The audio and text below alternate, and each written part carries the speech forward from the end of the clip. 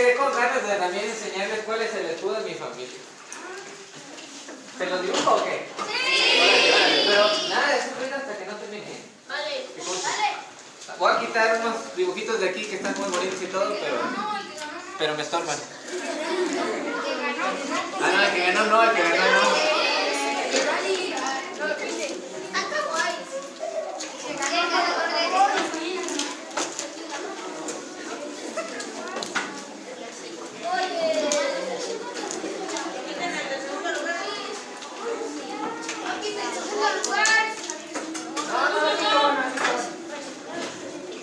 A ver, espérense, porque si me tardan en dibujar, no se me desesperen. Esperen, ahorita les voy a explicar, porque al principio no me lo van a entender, pero me lo van a entender después. ¿Qué es eso?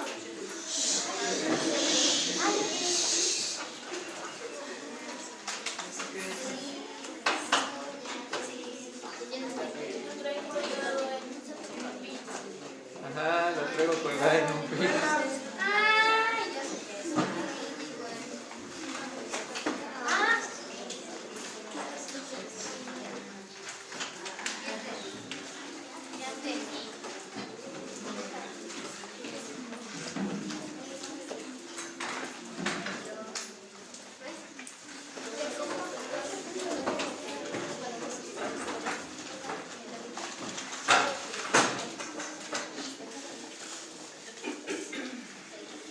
Espérenme, me dijeron que me iban a esperar.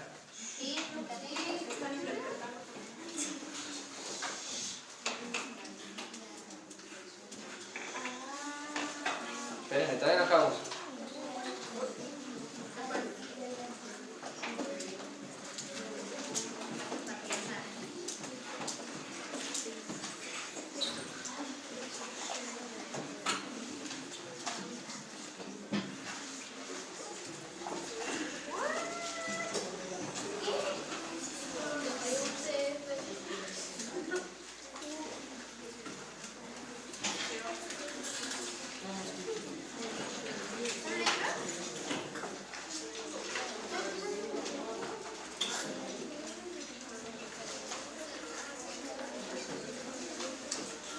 ¿Sabes ese idioma? Sí, ¿Qué idioma es? te lo voy a decir. ¿Qué es eso? Este es el escudo de mi familia. Aquí abajo, este es un idioma que... de hecho lo vieron en las... Ajá, miren, se los voy a enseñar.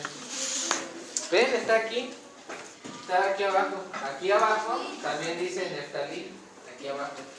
Pero este es el idioma en el que se escribió la Biblia, que es este mismo idioma. Ahora, lo que dice aquí abajo significa en el Mesías confiamos. Ese es el escudo de mi familia. Y quiere decir en el Mesías confiamos, como diciendo confiamos en Jesús. Y es un candelabro porque es uno de los tantos símbolos del Mesías, de Cristo. Que Él es la luz del mundo. Pero en otra clase que me inviten les explico qué onda. Bueno, entonces, ahora sí, ya satisfice mi gusto de hacerles mi escudo familiar. Pero no se lo vayan a copiar, ¿eh? Y lo digo porque al final de la clase estoy seguro que les va a dar muchas ganas de tener el mismo escudo. Pero bueno, ¿qué les parecieron los escudos de las 12 tribus? ¿Ya sabían que las 12 tribus tienen escudo? Sí. ¡Ay, por favor! ¿Ya sabían eso? ¿Eso es para qué me guardan la clase? No. Las 12 tribus tienen cada una 2 escudos. Yo les traje el principal de cada una. Realmente tienen un secundario. Y eso es lo que las distingue. Y también, ¿se acuerdan ustedes que hubo un señor que se llamaba Nabucodonosor? Que se los llevó a todos a Babilonia. Pues luego el problema era cuando ya se regresaban. Porque cuando ya se regresaban, ¿cómo sabían quién era de quién? De cuál tribu. Bueno, pues al día de hoy, las 12 tribus están todas regadas alrededor del mundo. Y la forma de identificar dónde están y también cuáles son, es por el escudo. Porque cada una de ellas, Dios la ha bendecido de tal manera que ha sido como sobresaliente en el país donde vive. Y eso ha hecho también que metan su escudo en el escudo del país. Entonces uno puede ir a buscar las 12 tribus dependiendo del escudo donde está cada nación. Y así uno sabe dónde están ahorita. Pero ahorita no voy a hablar de eso. Voy a hablar solamente de uno de esos escudos. De este. ¿De la tribu de? Judá. De la tribu de Judá. Fíjense, ¿cuántos de ustedes traen Biblia? Bueno, a ver si es cierto. Busquen, todos vamos a buscar Génesis capítulo 49.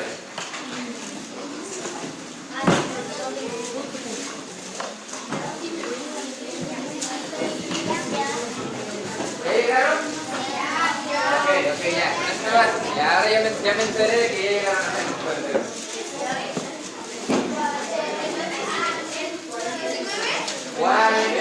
Cuatro y nueve. ¿Listos? Ahora, miren, escúchenme con mucha atención. A ver, ustedes aprendieron los escudos de las 12 tribus. Pero tengo la curiosidad si se aprendieron los nombres de los 12.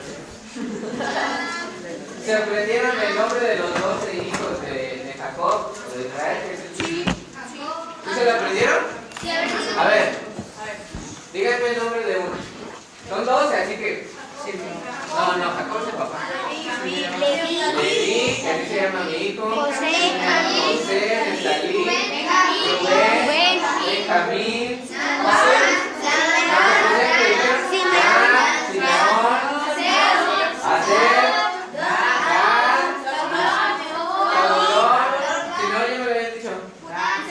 Isaacar y no, ya me lo habían dicho. No, de ella me lo habían dicho. José ya me lo habían dicho.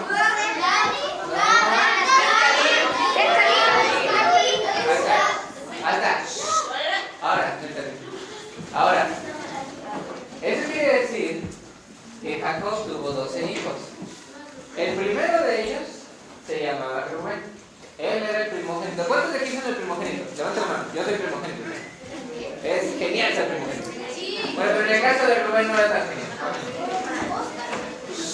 Ahora, entonces, tenía un hijo que se llamaba Rubén. Tenía otro hijo, el segundo se llamaba Simeón.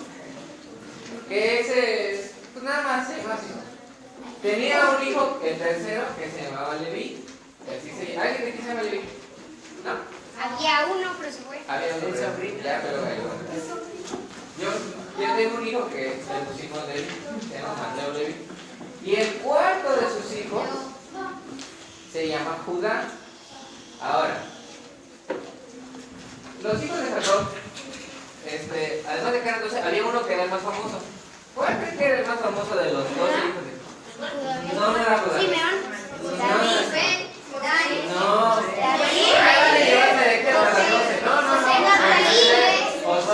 José era el más famoso. A ver, ¿por qué era el más famoso José? Porque era el soñador. Porque era el soñador. ¿Porque era qué?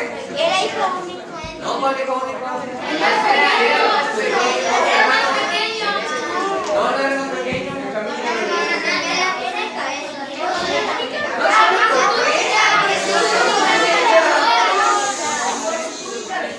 Por su túnica de color, pero ¿por qué tenía una túnica de color? Porque el hermano de la hizo. Era el favorito de su papá. A ver, ¿cuál es? Pero digan la verdad, ¿quiénes de aquí son el favorito de su papá?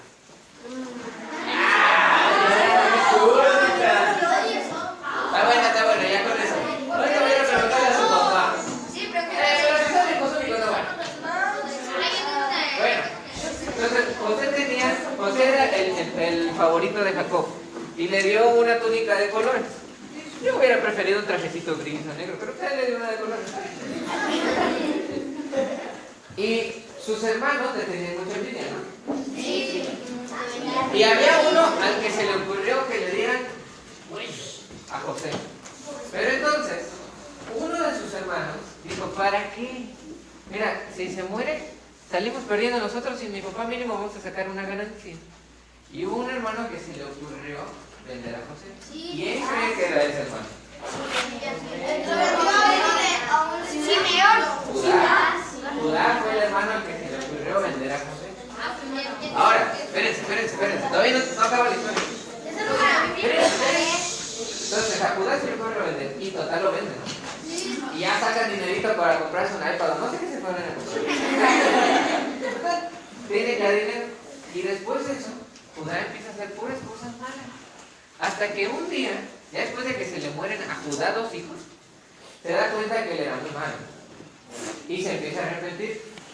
Y entonces, de ahí en adelante, cuando empieza a haber una hambre tremenda allá por la casa de su papá, que no era aquí en Coronel, estaba bien lejos allá, era una hambre así tremenda. Entonces su papá le dice que vaya a Egipto. ¿Quién estaba en Egipto? José. Y era el segundo después de Faraón, eso mero. Entonces, cuando llegan allí, José los ve, todavía no les dice que les José, pero empieza a hacer cosas con ellos para ver si todavía eran muy malos o ya se habían arrepentido. ¿Y saben quién fue el que empezó a dirigir a todos sus hermanos? Judá empezó a dirigirlos y empezó a guiarlos y empezó a hablar en voz de todos los demás, y él se ofreció con su papá para que si algo le pasaba al más chiquito que era Benjamín, su papá iba a tener que vérselas con Judá. Entonces él empezó a ser el representante, aunque no era el primogénito, era el cuarto. Eso hizo que su papá, cuando ya se iba a morir, bendijera a sus 12 hijos, pero ella había visto que Judá como que era el lidercillo, como que era el que a todo el mundo le hacían caso, todo el mundo lo escuchaba a Judá, se le ocurrieron las mejores cosas. Entonces, fíjense, ahí donde están en Génesis 49, van a ver ustedes, no sé si ya lo habían leído, porque no sé si leen la Biblia, pero miren, fíjense cómo Jacob bendice a sus hijos. Miren, están en Génesis 49 ya, ¿verdad? Calladito. Ahora observen lo que voy a leerles yo. Voy a irme al versículo 1 y luego me voy a brincar algunos versículos que ustedes vean esto. Dice: y llamó Jacob a sus hijos y dijo: juntaos, y os declararé lo que os ha de acontecer en los días venideros. Eso quiere decir que lo que les iba a decir era una profecía. O sea que las bendiciones, y que además vienen a ser el escudo de cada una de las tribus, también tenían que ver con algo que iba a pasar en el futuro, aunque Jacob no les dijo cuándo fue. Y entonces empieza a decir: juntaos y oíd, hijos de Jacob, y escuchad a vuestro padre Israel. Y empieza en el versículo 3 con Rubén. Pero no es ahí donde quiero que vean. Quiero que vayan a ver al versículo 8. Esa es la bendición de Judá. Jacob le dice a Judá, su cuarto hijo, el líder, le dice: bien, Judá, que por cierto significa alabanza, le dice: Judá, te alabarán tus hermanos, tu mano en la cerviz. ¿Sabes qué es la cerviz? Esta parte del cuello, esta parte, dice: tu mano como en el cuello de tus enemigos. Eso quiere decir que Judá iba a ser tan bueno y tan líder que como cuando tienes vencido a alguien que le estás ganando en las peleas, así lo tienes agarrado. Así dice que Judá iba a tener la mano encima del cuello de sus enemigos. Y luego dice: los hijos de tu padre se inclinarán a ti. Qué raro. ¿Por qué te inclinarías a una persona? ¿Qué sería esa persona para que tú te tengas que inclinar hacia él? Alguien muy poderoso, un líder, superior. ¿Quién es así como poderoso, superior ante ti? Dios. No, sí, yo sé, pero, o sea, digamos en ámbito humano. Un rey. Entonces, no, que siempre yo me le inclinaría. Pero a los reyes sí, ¿no? Se supone que cuando vas con un rey te inclinas y le haces esto, y su majestad y cosas de esas. Entonces, ¿qué era lo que estaba diciendo Jacob cuando le dice a Judá: los hijos de tu padre? ¿Quiénes son los hijos de su papá? O sus hermanos. Pues, ¿quiénes son los hijos de tu papá que no eres tú? Pues tus hermanos. Entonces, dice, los hijos de tus padres se inclinarán a ti. ¿Quiénes iban a inclinar ante Judá? ¿Y por qué se iban a inclinar ante Judá? Porque de él iban a ser los reyes. Fíjate, de él iban a nacer los reyes de todo el pueblo de Israel. Y luego dice, cachorro de león. Ahí está. Por eso Judá, su escudo es un león. Ahí está la respuesta. Ya no tiene cosita, pero bueno. Entonces Jacob le dice, fíjate, cachorro de león, Judá. Dice, de la presa subiste. ¿Han visto ustedes, Sí. ¿Han visto esos documentales de cuando están los leones en la sabana de... ¡Órale! Se le echan encima. Y luego, ahora sí, las leonas son las que cazan, pero ahí están los leones, ¿no? Entonces tú ves, ¿has visto así la escena típica del león donde está así echadito en tierra y con su gacela toda muerta y come? Sí, así que están todos amontonados. Ándale, eso quiere decir... Es una expresión como diciendo que ese león de la presa subió. O sea, ya tiene su presa, ahí la tiene tendida y le está todo tranquilo, come. Eso es lo que le estaba diciendo Jacob a su hijo Judá en el versículo 9. Entonces, voy a volver a leer, dice, cachorro de león, Judá, de la presa subiste, hijo mío. Se encorvó, se echó como un león. Así se tira, ¿no? Como yo soy el rey, de aquí nadie me amenaza. Dice, así como león viejo, ¿quién lo despertará? ¿Qué animal se atreve a ir con un león y empezarlo a molestar? Un cachorro. Pero porque está jugando. Un búfalo. Nadie se le ocurre ir a molestar a un león para hacerle enojar. Pobre del animal que se le ocurre. Bueno. Ahora fíjense lo que sigue diciendo Jacob. Jacob sigue diciendo, dice, así como el león viejo, ¿quién lo despertará? No será quitado el cetro de Judá. ¿Qué es un cetro? No, pues un palo es un palo, pero ¿qué es un cetro? Una vara del rey. Eso. Es una vara que usaban los reyes. Era un palo de oro con una bolita de oro y que normalmente tenían la cabeza de un león arriba. Eso quiere decir que tenía ese palo que se llama cetro. Y el rey. Sí, pero no importa. Entonces Jacob les dice, no será quitado el cetro de Judá. Eso quiere decir, a Judá nadie le va a quitar su cetro. Él va a ser el rey y punto. Y luego le dice, tampoco va a ser quitado, dice, el legislador de entre sus pies. Y luego viene una frase rara. ¿Hasta que venga quién? ¿Qué es eso? ¿Qué es Silo? No es Silao. Silao sí es una ciudad de aquí de Guanajuato. No. Este es Silo. ¿Qué significará Silo?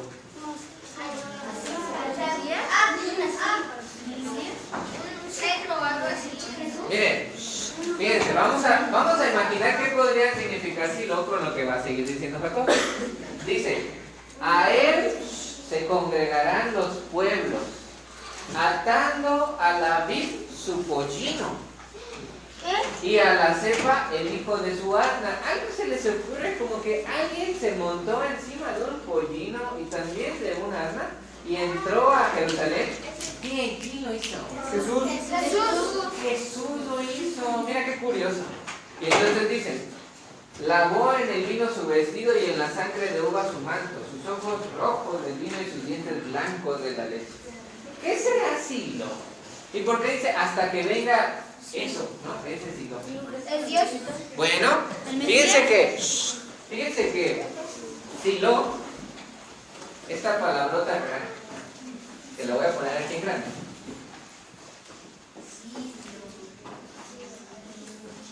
Está escrita obviamente en letras como esta. Y puede significar varias cosas. Aquí Jimbo, mi buen amigo, dice que significa el Mesías. Y la verdad es que tiene toda la razón. Pero esta palabra, ¿saben qué significa en el idioma original? dice Jacob, hasta que venga Silo. Y venía hablando de algo de ser un rey. Algo de un rey que tenía un cetro y que quién sabe qué cosa, ¿no? Silo significa al que le pertenece. Entonces, dice Jacob, que a nadie le va a quitar el cetro a Judá. Él va a seguir siendo el rey. Nadie va a quitar que él va a ser el que va a dirigir a todo el mundo hasta que venga al que le pertenece el cetro. Entonces, por eso Jimmy tiene razón. Porque estaba hablando de un personaje que iba a venir en el futuro. Que iba a venir ¿de cuál tribu? No me saquen con otra tribu, pues estamos hablando de la tribu de Judá. Entonces iba a venir alguien iba a venir de la tribu de Judá. Y ese alguien iba a ser un rey. Ahora, curiosamente, ustedes han leído la historia. ¿Se saben un canto que es una vez, ¿cómo? Una vez un niño, su nombre, solamente un niño, su nombre era David. Eso, a ver, échatelo todo.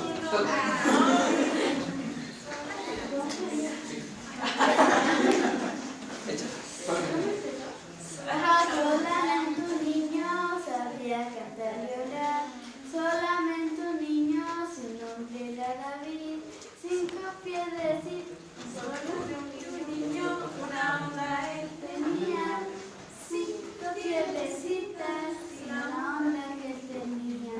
Una piedra él metió, una onda que él tenía. Una piedra él metió, una onda que él tenía. Alrededor. Una piedra él lanzó. Le pegó. ¿Y?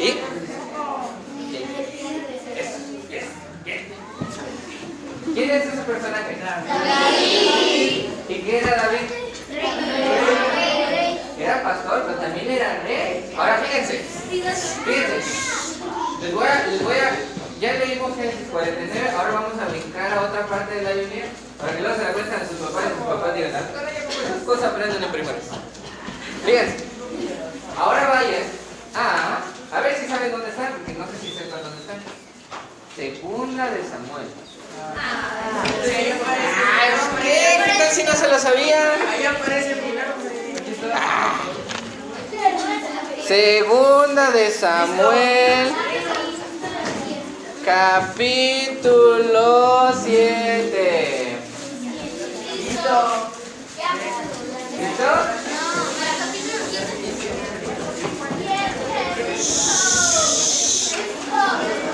Ahora fíjense.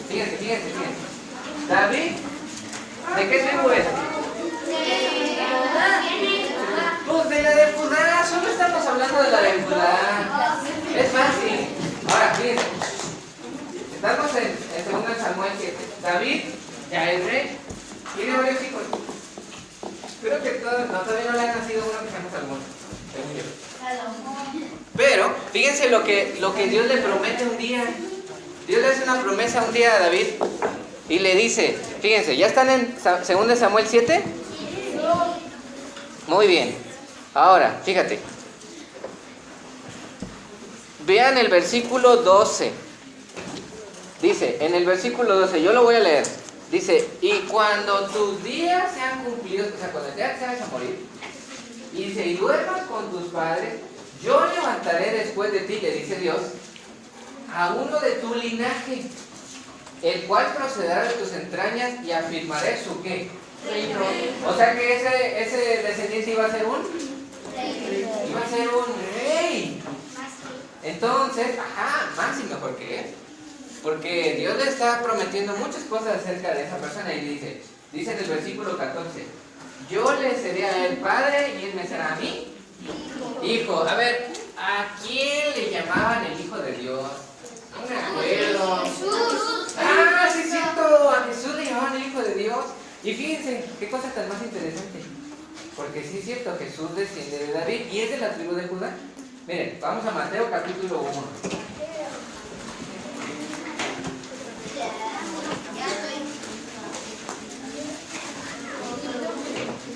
Mateo 1:1.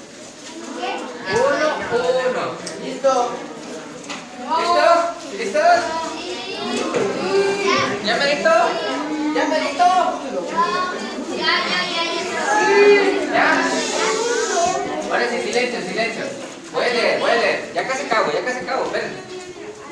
Dice en Mateo 1:1. Libro de la genealogía, ¿de quién? De Jesucristo. ¿Hijo de? ¿Hijo de? ¡Órale! Dice, Abraham engendró a Isaac.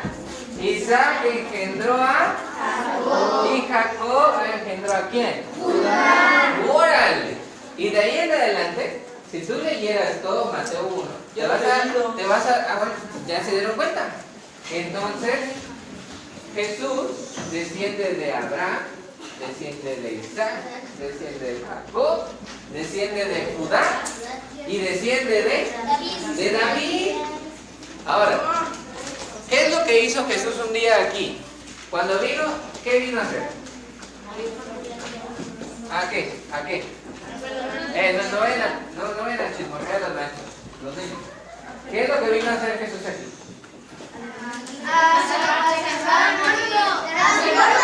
A salvarnos a todos nosotros. ¿De qué cosa? Del infierno, de la condenación, del pecado. No, hombre, vino a hacer un montón de cosas y de paso hizo un montón de milagros. Un día, él tuvo como si fueran 12 tribus, pero ahora tiene 12 discípulos. Y hay uno de ellos, dice que era el más joven. A él se le apareció y lo ayudó a escribir un libro que se llama Apocalipsis. ¿Quién era ese? Juan. Eso, yo sabía que me lo sabían bien. Ahora observen, un día Juan está duro y mal escribiendo el Apocalipsis. Y Dios dice Juan, que entonces el Espíritu Santo lo arrebató, como si yo agarrara, ¿no? Y ¡pum!, lo jalara. Pero solo el Espíritu de Juan. Y se lo llevó al cielo. Y entonces Juan estaba viendo un montón de cosas en el cielo, todo pasmado, porque estaba viendo el trono de Dios, estaba viendo ángeles, un montón de gente allá arriba. Y dice que entonces vio algo que le llamó mucho la atención. Esta es la última cita que te voy a pedir que vayas. Estás en Apocalipsis, capítulo 5.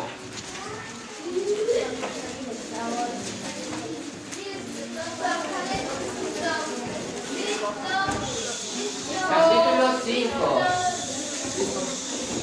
¿Ya está? Apocalipsis 5.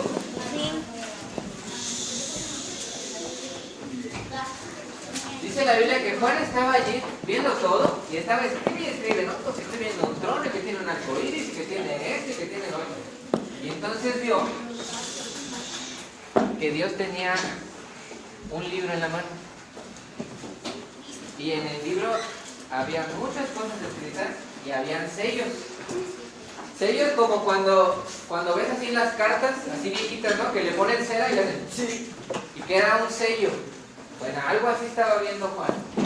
Y entonces Juan, él no nos dice qué libro es, pero yo sí sé cuál libro es. ¿Cuál? ¿Libro de vida? No.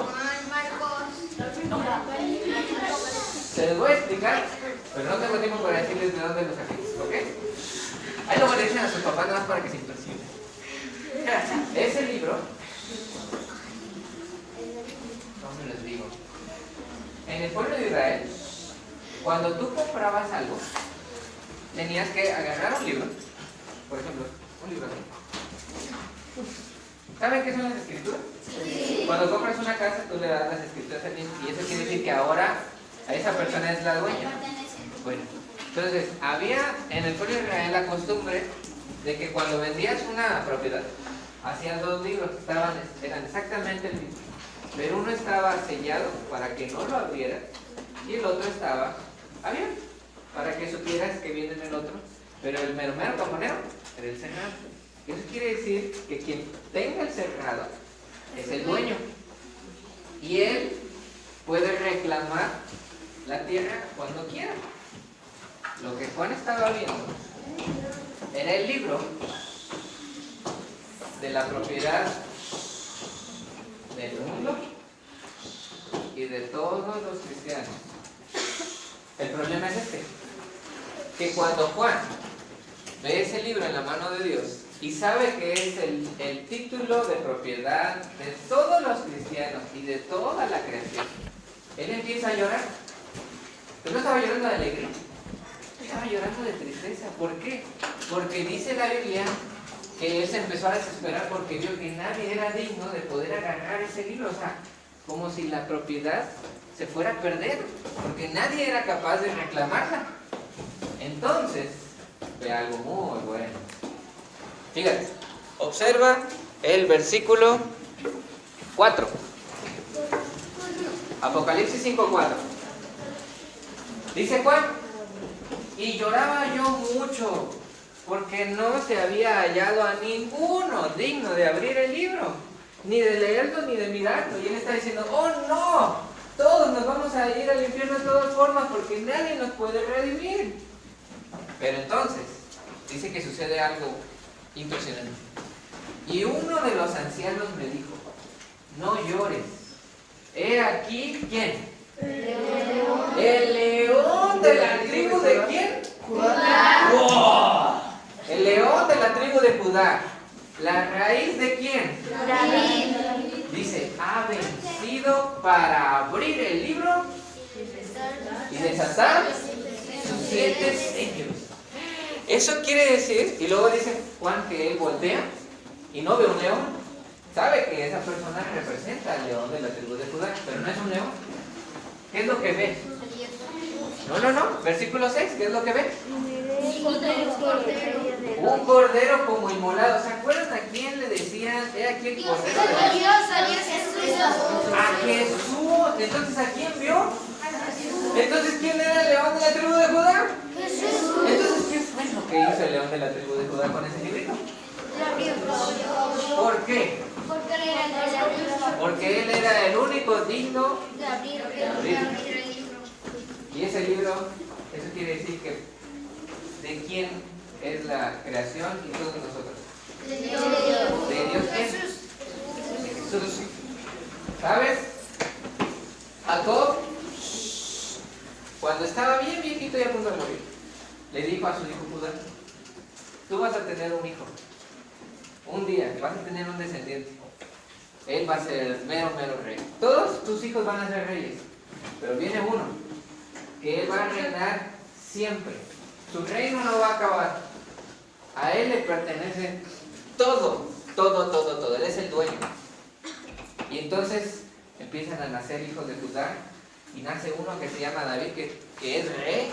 Pero entonces Dios le promete a David: tú vas a tener un hijo. Tú no eres ese hijo de Jacob del que hablaba, sino viene uno tuyo. Y entonces pasan años y nace un hombre que es Dios también y que se llama Jesús, que Él muere por todos nosotros y Él es el cumplimiento de esa profecía.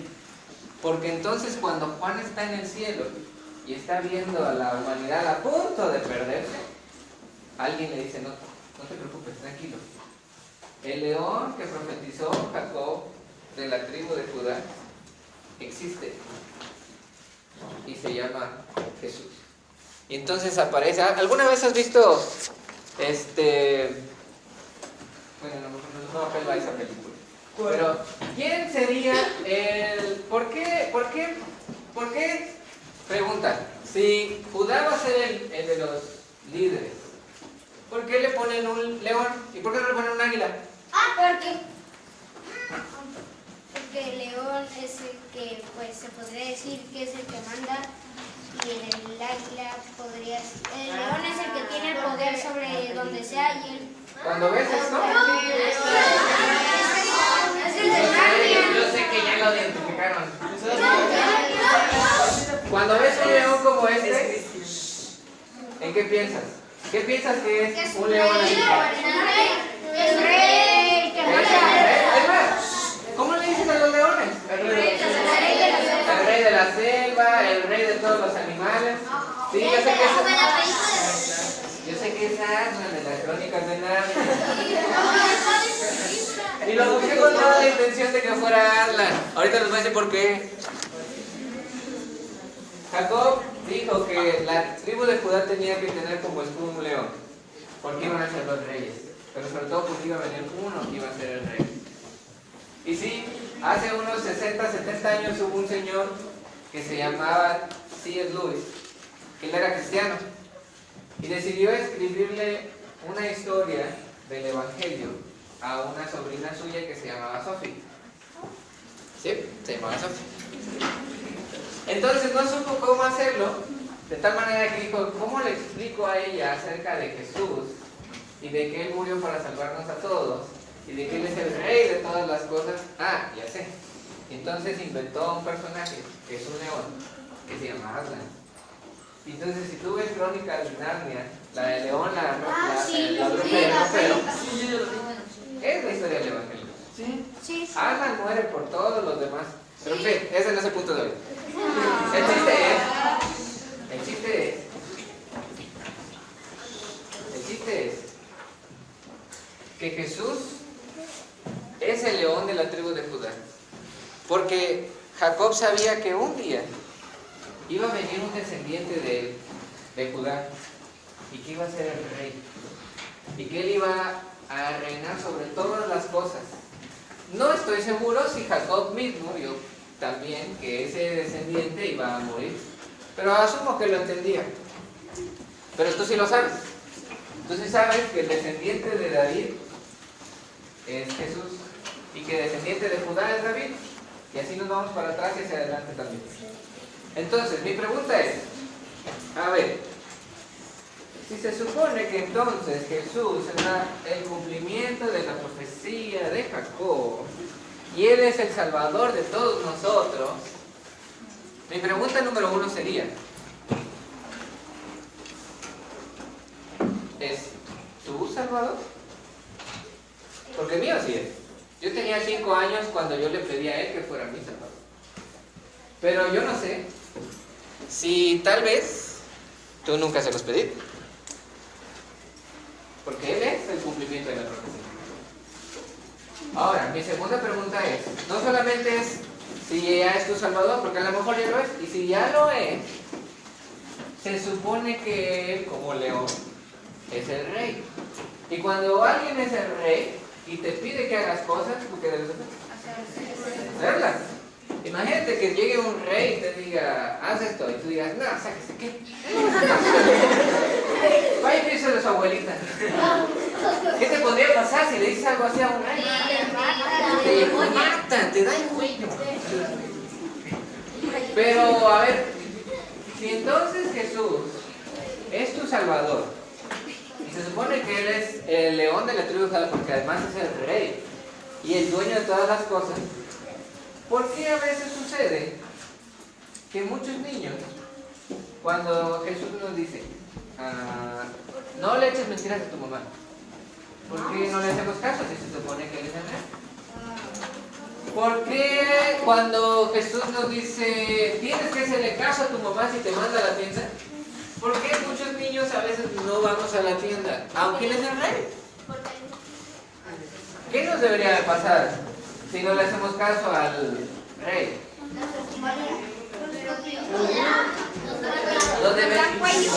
Claro que sí, nos deberían de castigar, y bien feo, porque estamos desobedeciendo al rey. Perdón. Pero ¿sabes una cosa? Dios es muy bueno con nosotros y Él nos perdona. Por eso también cuando Juan dio al león de la tribu de Judá, dio un cordero que murió por nuestros pecados para perdonarnos. Aún así, número 1, si tú nunca le has dicho a Jesús que sea tu Salvador, deberías de decírselo.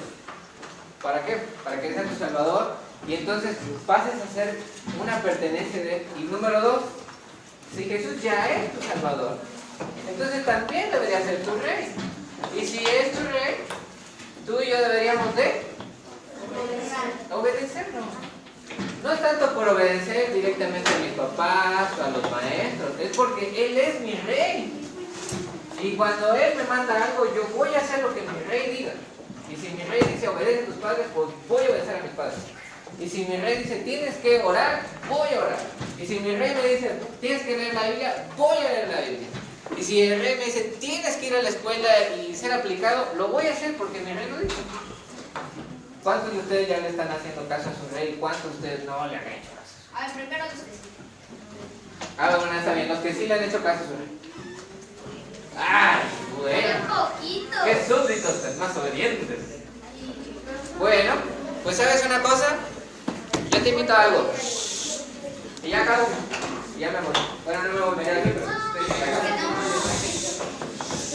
ya. Últimos 40 segundos. Cuéntanos si quieren. No, pero no me falta. No, me ponen nervioso si me lo cuentan en voz alta. Ahí va. Número 1. Te invito a...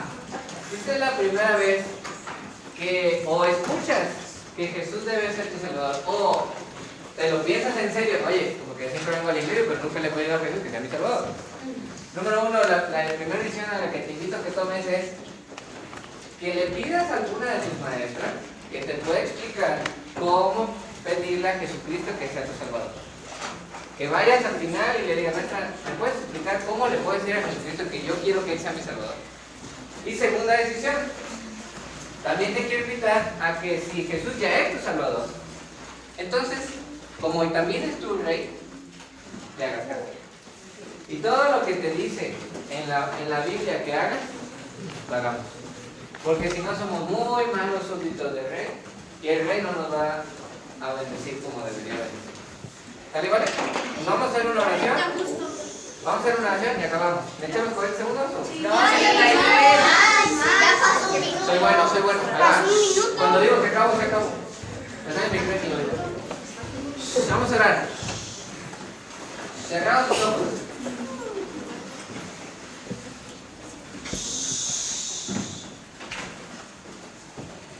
Señor, en esta tarde te doy las gracias porque me permitiste estar con toda la clase de primarios. Te doy las gracias porque me pusieron mucha atención. Te doy las gracias porque participaron bastante. Te doy las gracias porque son muy honestos y sinceros cuando les hago preguntas.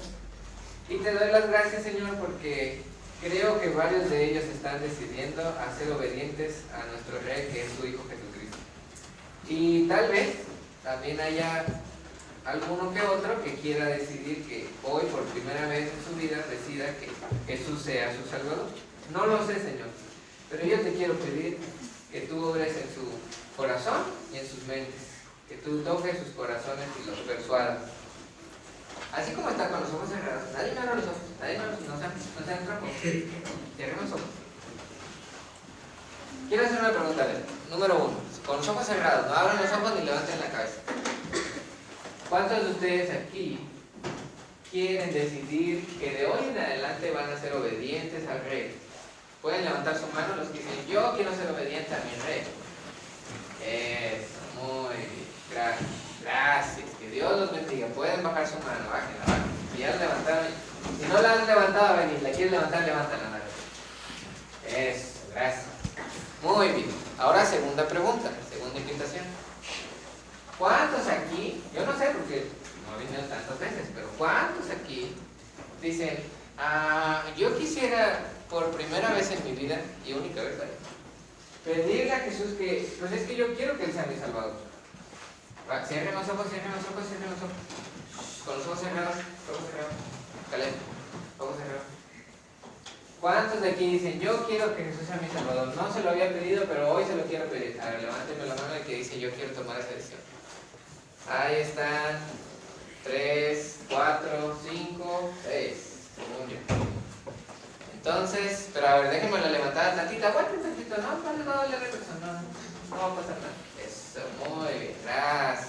Quieren pedirle, nunca se lo han pedido, pero hoy quieren pedirle por primera vez a Jesús que sea su Salvador. Nunca lo habían hecho y hoy lo quieren hacer. Y quieren que alguien les explique cómo. Muy bien, gracias. Muchas gracias a todos y a todas. Ahorita vamos a ver cómo nos vamos hacia la cocina o algo así. Las maestras allá nos explican. Gracias. Vamos a terminar de orar, ¿sale? Gracias, Señor, por las decisiones que tú mueves de manera tan natural, sin impedimentos y de forma tan sincera en los niños. Te pido que bendigas sus decisiones de ser obedientes a ti y a tu palabra, y que también bendigas y aclares en su mente y en su corazón la decisión de pedirle a tu Hijo Jesucristo que sea su Salvador, que les ayuden a comprender lo que están decidiendo y a tomar la mejor decisión de todos. Gracias, pongo todo esto en tus manos, en el nombre de Jesucristo. Amén. Gracias, niños. Anda, de Cristo cuenta, todo el mundo